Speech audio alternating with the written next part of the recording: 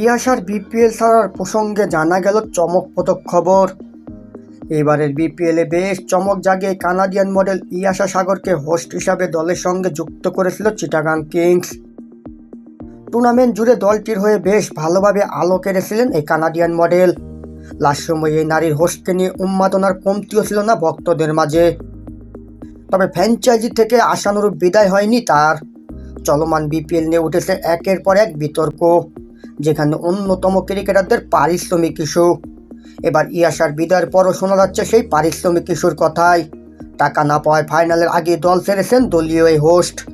তবে বিষয়টি পরিষ্কার করেছেন চিটাগাং কিংস, যেখানে স্পষ্ট করা হয় পারিশ্রমিক কারণ নয়, বরং ভিন্ন কারণে দল ছেড়েছেন কানাডিয়ান এই মডেল।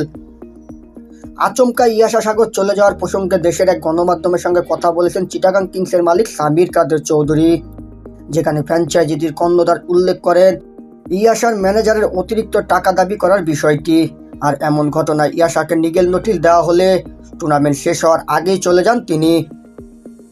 মূলত সামির কাদের চৌধুরী বলতে চেয়েছেন, চুক্তি অনুযায়ী দলের স্পন্সরদের সঙ্গে কাজ করার প্রস্তাব দেওয়া হয় দলটির হোস্টকে, তবে তাতে রাজি হননি ইয়াশা, বরং সেই কাজের জন্য আলাদা টাকা দাবি করে তার এজেন্ট।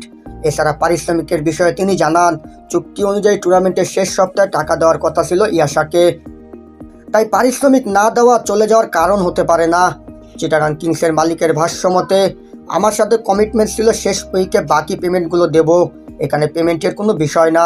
আর তাকে কাজ দিলে সে কাজ রিজেক্ট করে আমার স্পন্সরদের ফটোশ্যুট বা অন্য যে কোনো কাজের জন্য তার ম্যানেজার ফোন করে অতিরিক্ত টাকা ডিমান্ড করে। চুক্তি টাকা সত্ত্বেও টুর্নামেন্ট শেষ না করেই কেন চলে গেলেন ইয়াশা সাগর তা জানা নেই সামির কাদের চৌধুরী নিজেরও।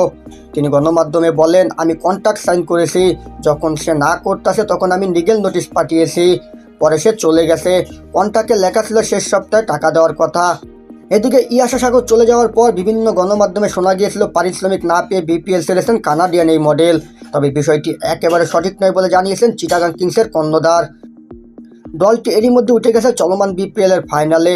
আগামীকাল বরিশালের বিপক্ষে শিরোপা লড়াইয়ে মাঠে নামবে চিটাগাং কিংস।